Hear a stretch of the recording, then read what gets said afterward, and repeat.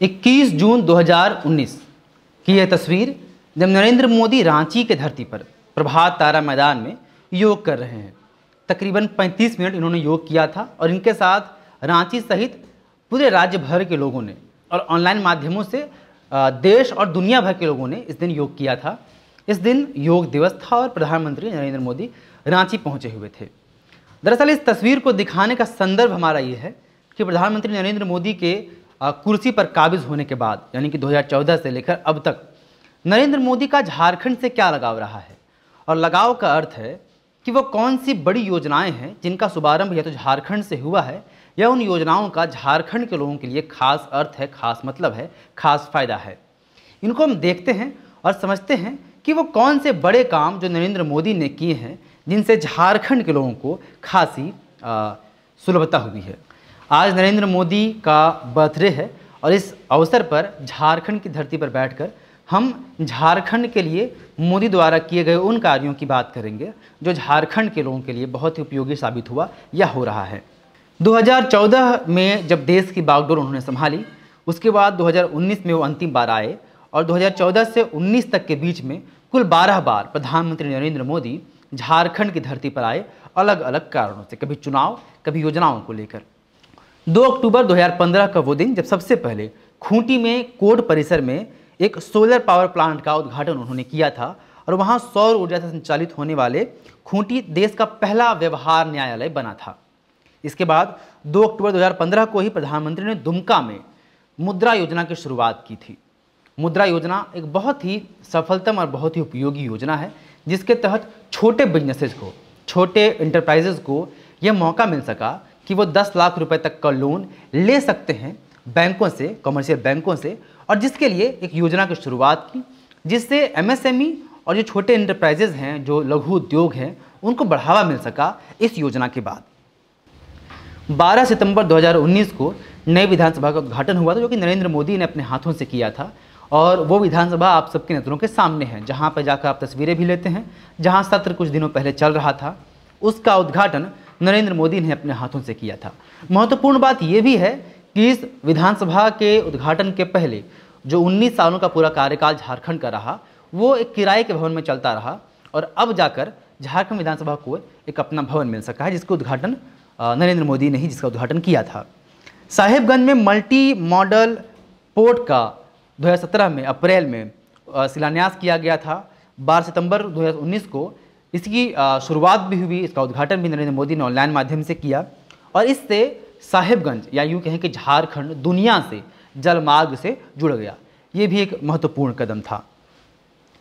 12 सितंबर 2019 को ही एक नए सचिवालय भवन की सौगात में मिली थी जो कि नरेंद्र मोदी के हाथों ही मिली थी। एकलव्य स्कूल एक बहुत बड़ी योजना है जिसके तहत जनजातीय क्षेत्रों में वो स्कूल खोले जा रहे हैं जो जनजातीय लोगों के लिए शिक्षा के द्वार खोल सके। 12 सितंबर 2019 का वो दिन था जब जनजातीय क्षेत्रों के लिए एकलव्य मॉडल स्कूल का शिलान्यास किया गया, नींव रखी गई और इसके लिए एक झारखंड में भी 5 स्कूल दिए गए। यह भी एक बड़ी बात थी जो नरेंद्र मोदी के हाथों झारखंड को नसीब हुई। दुनिया की सबसे बड़ी हेल्थ केयर स्कीम आयुष्मान योजना, इसकी शुरुआत झारखंड से ही हुई थी, प्रधानमंत्री ने किया था 23 सितंबर 2018 को और रांची से प्रारंभ हुई, जो कि दुनिया भर की सबसे बड़ी स्वास्थ्य योजना के तौर पर देखी जाती है, जिसमें कि लोगों को 5 लाख रुपए तक का बीमा मिलता है। जो लोग अफोर्ड नहीं कर सकते हैं, जिनको बीमारी हो जाती थी, अब तक पैसों की कमी की वजह से जो लोग इलाज कराने में असमर्थ थे, उन्हें सरकार की तरफ से 5 लाख रुपए तक का इंश्योरेंस मिल रहा है।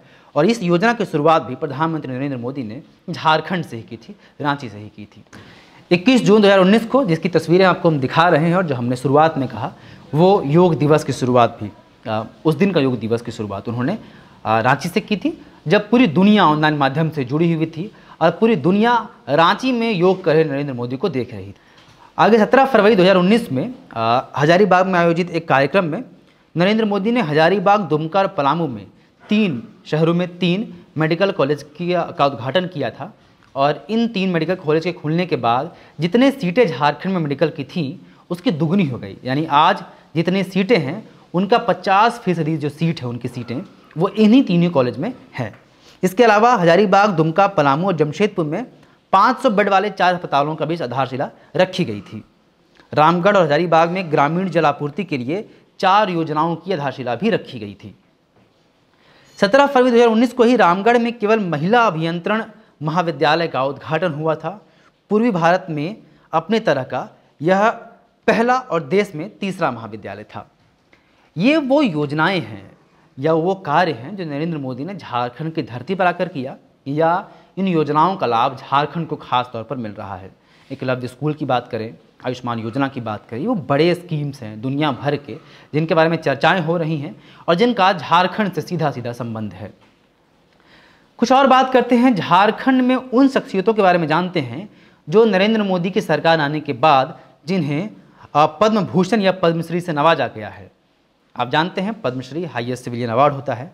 पहले हम पद्म भूषण की बात करते हैं। महेंद्र सिंह धोनी सबसे अधिक चर्चित नाम झारखंड की धरती से, उन्हें खेल जगत में 2018 में पद्म भूषण से नवाजा गया था। 2018 में सरकार नरेंद्र मोदी की ही थी। इसके अलावा कड़िया मुंडा जो कि सांसद हैं खूंटी से थे, उनको जनसेवा और राजनीति के लिए 2019 में पद्म भूषण से नवाजा गया था। इसके अलावा कुछ और नाम हैं, लगभग 11 नाम हैं जिन्हें पद्मश्री से नवाजा गया है हाल के दिनों में, इन सालों में जब नरेंद्र मोदी देश के प्रधानमंत्री के तौर पर काबिज रहे हैं। उनके बारे में जानते हैं। दीपिका कुमारी वर्ल्ड कप में गोल्ड मेडल जिन्हें हासिल हुआ और जो ओलंपिक तक भी गई थी, आप सभी जानते हैं, रांची की बेटी है। उन्हें 2016 में खेल के लिए पद्मश्री मिला था।